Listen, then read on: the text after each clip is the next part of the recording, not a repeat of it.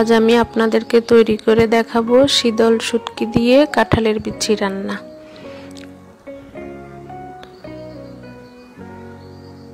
রেসিপিটি তৈরি করতে প্রথমে আমি এখানে কাঁঠালের বিচি খোসা ছাড়িয়ে নিয়েছি। এরপরে আমি এগুলো কুচি কুচি করে কেটে নেব।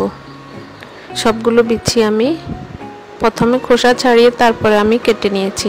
এই পদ্ধতিতে আপনারা কাটলে সহজেই আপনারা এগুলো তৈরি করে নিতে পারবেন, পরে আর খোসা ছাড়াতে সমস্যা হবে না। তারপরে এখানে নিয়েছি 2টা শীতল শুটকি, এগুলো আমি ভালো করে ধুয়ে নিয়েছি।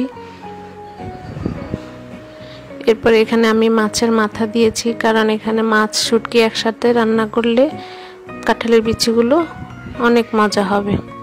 পেঁয়াজ কুচি নিয়েছি 2টা। এরপরে হলুদ, মরিচ, লবণ আর রসুন বাটা পরিমাণ মতো। এখন আমি রান্নায় চলে যাচ্ছি। প্রথমে আমি কড়াইতে তেল দিচ্ছি, এরপরে পেঁয়াজ কুচিগুলো দিয়ে দিব।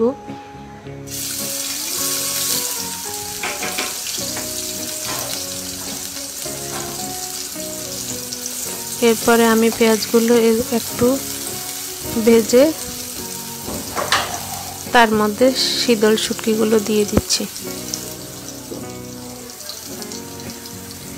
শুটকিগুলো এর মধ্যে দিয়ে দিচ্ছি।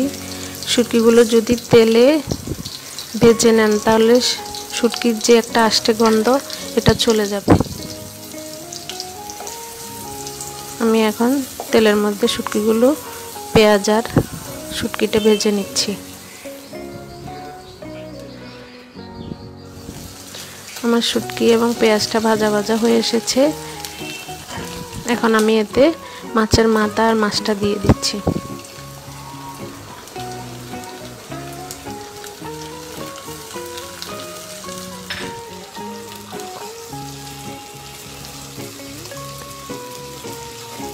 শুটকি এবং পেঁয়াজের সাথে মাছের মাথা ও মাছটা একটু নেড়ে ছেড়ে এবার আমি আস্তে আস্তে মশলাগুলো দিয়ে দিচ্ছি।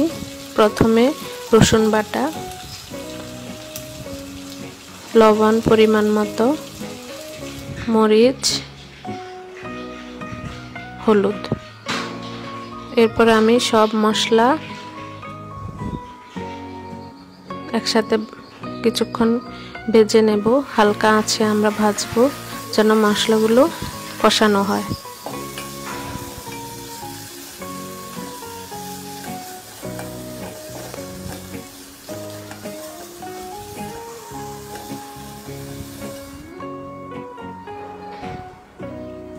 মশলাটা আমার কষানো হয়ে গেছে। এখন আমি কাঁঠালের বিচিগুলো দিয়ে দিচ্ছি। মশলার সাথে কাঁঠালের বিচিটা নেড়ে ছেড়ে মেশাবো।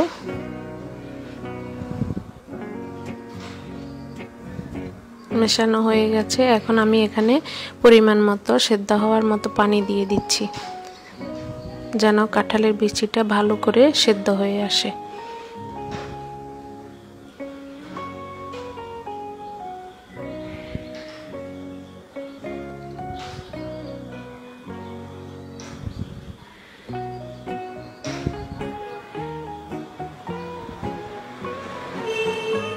পানিটা শুকিয়ে এসেছে।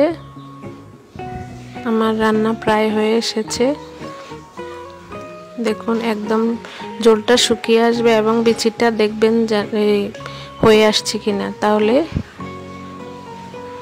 শুকনা শুকনা ঝোল ছাড়া একটু শুকনা শুকনা করে রান্না করবেন, দেখবেন এটার স্বাদটাই আলাদা।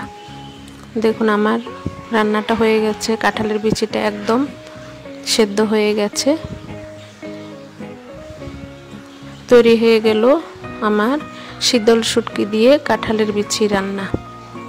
আপনারা বাসায় এই রেসিপিটি ট্রাই করে দেখবেন, আমাকে কমেন্টে জানাবেন।